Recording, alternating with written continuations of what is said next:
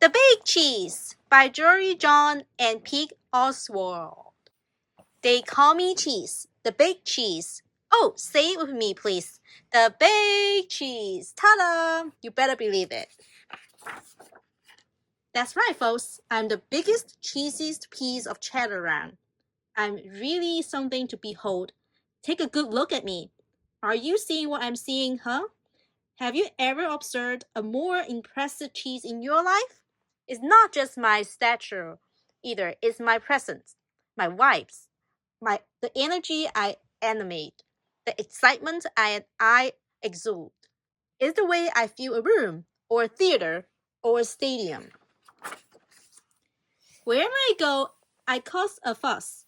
Heads turn, jaws drop, gasps are audible. It's why they call me Cheese. Oh, say it with me, please. The baked cheese. Ta-da! You better believe it. How did I get such a good, or should I say, gooder reputation? Well, I wasn't always a big shot. I grew up on a crowded platter in a tiny kitchen. I was an unremarkable little curd. We lived quiet lives of pasteurization. But I wasn't happy with the status quo. Oh no, I wanted to make a big old name for myself. So I resolved to make a baked cheese. I wanted the prize, the cheers, the spotlight, the attention, the ovations, the celebration. I set to work, and before long, I was on a fast track to success. I dressed to impress. I shredded the competition. I stole every show. And then I bragged nonstop to anyone who's listened. Hey, did you see me score that goal while I was literally yawning? What was the secret to my success? Well, I stuck to the things I was good at. That way, I couldn't possibly fail. Did it get a little boring, never trying anything new? I suppose, but it didn't matter as long as everyone agreed that I was. Oh, say with me, please. The baked cheese. Ta-da! But then, one fateful day, I met Veg. He was new in town and he seemed to be my exact opposite in every way. He was quiet, I was loud, he was shy, I was bold. While I dominated conversations, he kept to himself. I didn't pay him much attention at first, because why would I? I was too preoccupied with being the center of my universe. But then, without warning, everything changed. Here's what happened. Every summer, our tiny village staged an all-day cheese decathlon. Guess who had first place trophies from the last 6 years, huh? Oh, say with me, please. The baked cheese. Ta-da! You better believe it. This year's opening ceremony started at 5 a.m. sharp. I was fully primed and prepared to prevail. First up was the foot race. I zipped up into the lead. Within seconds, though, there was someone on my heels. I could hear his breath, the pitter-patter of his agile feet. It was Reg. I could not believe it. Oh, he was fast. Not just fast, but skilled, disciplined. He paced himself. We were neck to neck for most of the race, but when I slipped on the road pebble, Wedge swerved, sped up, and beat me by a nose. A cheese nose.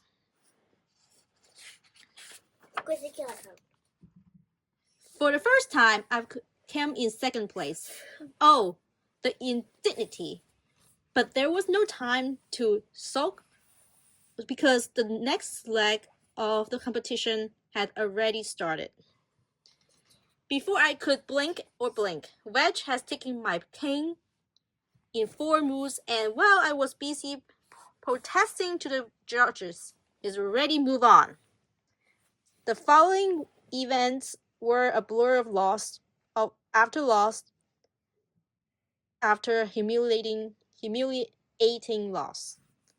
Head making, sheep herding, bread bothering.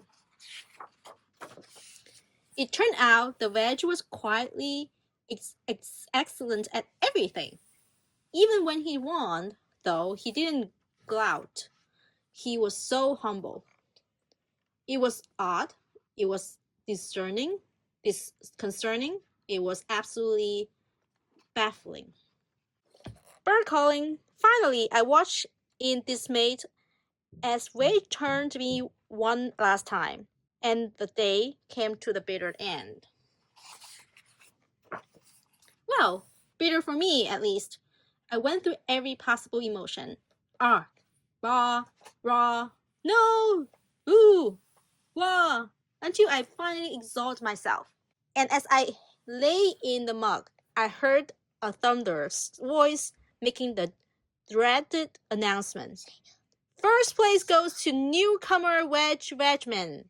The crowd roared its approval.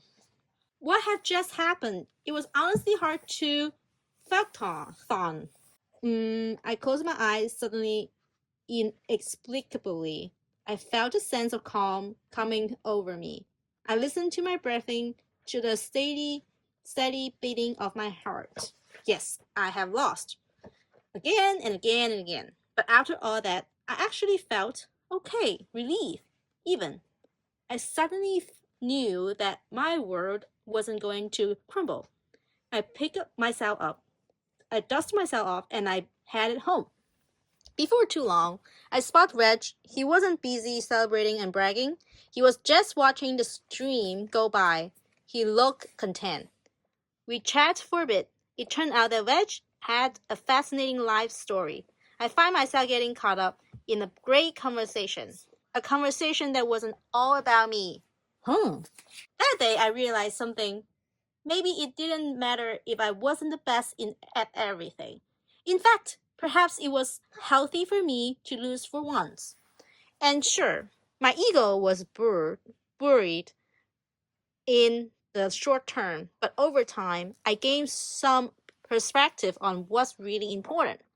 Losing taught me about empathy and humility. It showed me that I become so focused on winning that I was missing out on the joy of participating. And it helped me see that I can live without defeat, even if I get a bit angry or frustrated at first. These days, I'm trying not to worry about whether I win or lose. I don't have to impress everyone all the time. I let others have the spotlight. And I've taken up some new hobbies just for me. Yes, I'm trying to be better, of chatter. So now, when I brag about something, I mostly brag about my friends. Whoa, did you see that? What a move! Because it turned out that anyone from a crumb of Gorgonzola to a flag of cheddar to an amusing wedge of brie can be. Oh, say with me, please. The big cheese. You better believe it. Ta-da! Ta-da, ta-da, ta-da. The end.